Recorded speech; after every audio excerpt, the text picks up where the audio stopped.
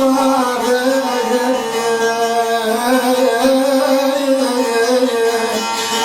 devletin babacan gör kime razı oldu.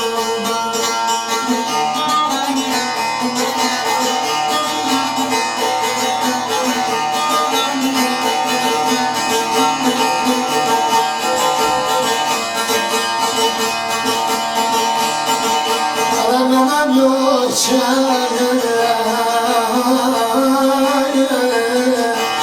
Cenazımı bacım yok diye sözüme.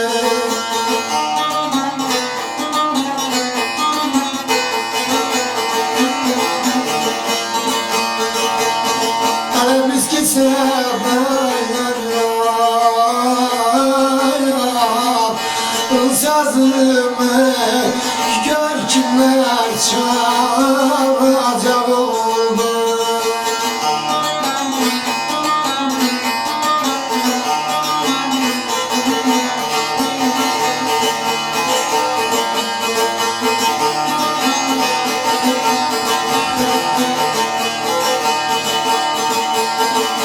Bilemedim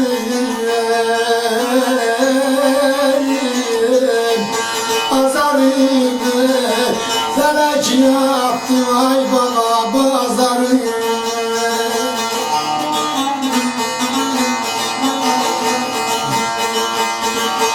Gurbet evde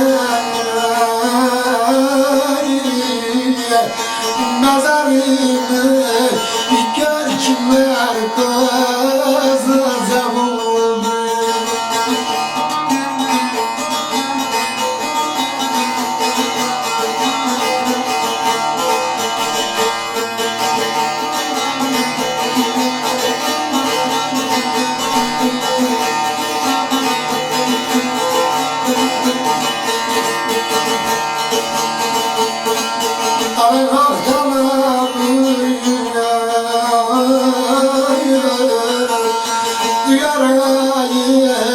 Doktorlar duyamaz şerefine.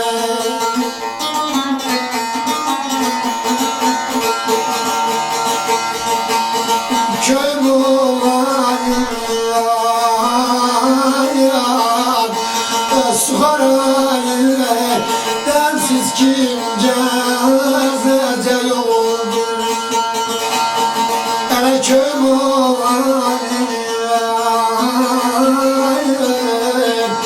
ay su harayım densiz kim cezece yoldur.